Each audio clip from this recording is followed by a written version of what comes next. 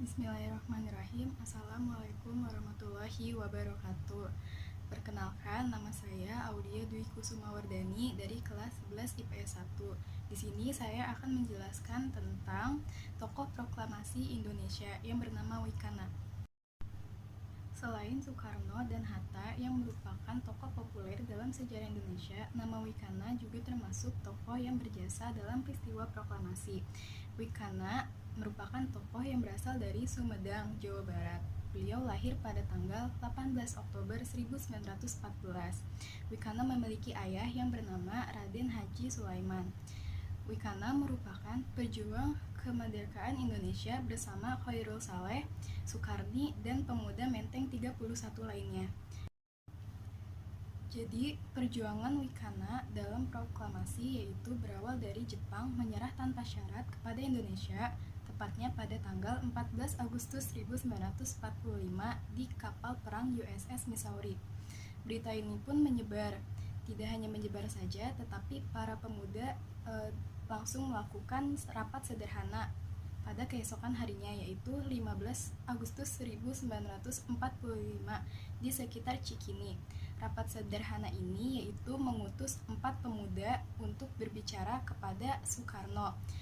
Dan 4 pemuda ini yaitu Suroto Kunto, Subadio, Wikana, dan Aidit. Mereka diutuskan untuk berbicara kepada golongan tua, yaitu terutama pada Soekarno.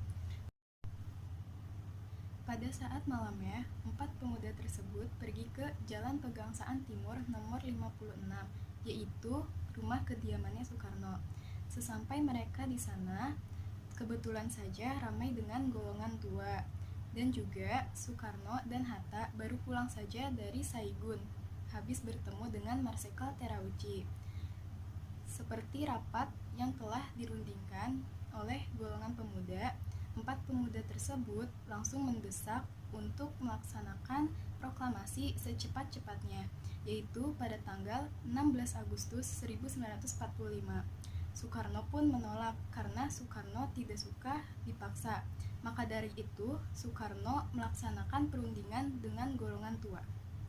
Kemudian 4 pemuda tersebut mempersilahkan para golongan tua untuk melaksanakan perundingan tentang proklamasi tersebut.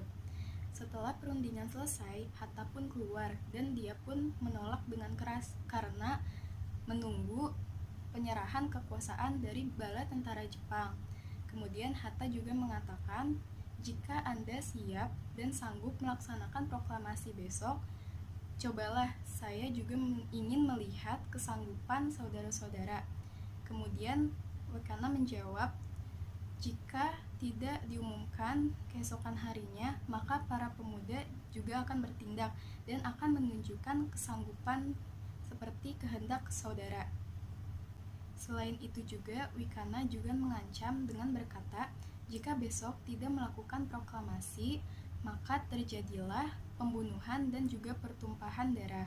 Soekarno yang mendengarkan ancaman tersebut tidak sama sekali merasa terancam, dan maka dia mengancam balik dengan mengatakan, ini leher saya, bawalah saya ke sana dan ambil nyawa saya. Dengan berbagai permasalahan proklamasi dan berbagai macam tekanan tidak hanya dari golongan pemuda saja, tetapi juga dari Sultan Syahrir, di mana dia memaksa Hatta untuk melaksanakan proklamasi secara cepat-cepatnya, yaitu pada tanggal 16 Agustus 1945. Kemudian pada keesokan harinya, 16 Agustus 1945, para pemuda melakukan tindakan, bukan melakukan proklamasi tetapi melakukan pemaksaan lebih jauh lagi, yaitu dengan cara menculik Soekarno dan Hatta ke Rengas Dengklok, daerah Karawang, dengan alasan Peta dan Heiho akan melakukan pemberontakan. Sesampai di Rengas Dengklok, terjadilah perdebatan emosional. Namun, perdebatan emosional tersebut berakhir dengan sebuah jaminan bahwa Nishijima dan Maeda akan kerjasama dalam pelaksanaan proklamasi kemerdekaan Indonesia.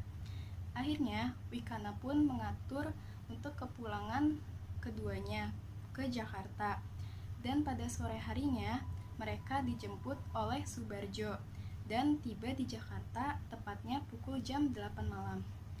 Sesampai di Jakarta, Soekarno dan Hatta tetap melaksanakan perundingan meskipun begadang, yaitu tepatnya di rumah Maeda.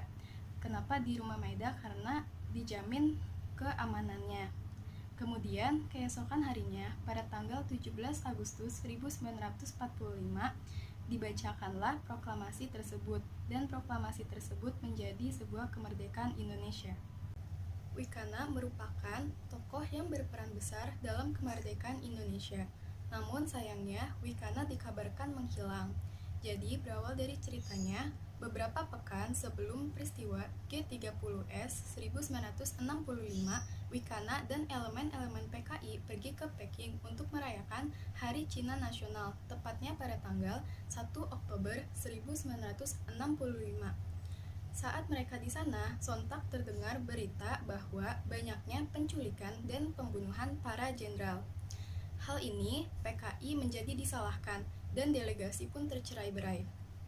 Wikana meminta anggota delegasi lainnya untuk menetap di Peking, untuk menunggu kepastian dari berita yang simpang siur tersebut.